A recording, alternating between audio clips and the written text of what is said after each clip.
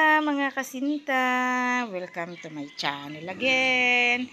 So tayo po ay nagagayat ng gagawing chapsoy.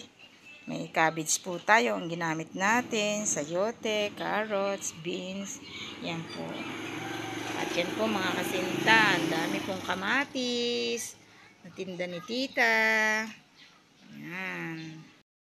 Yung gagawin kung hindi tayo ay maggayat ng gulagin, meron po tayo tuyo dito at gayon din po may munggo. Yan po ang ating ginagayat ngayon mga kasinta.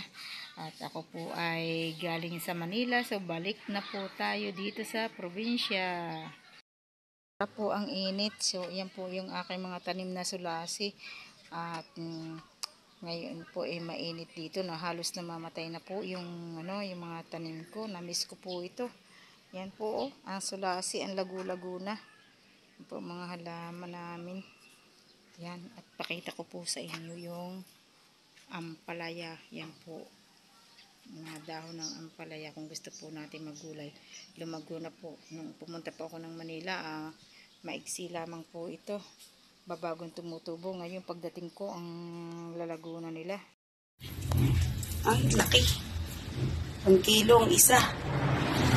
1.5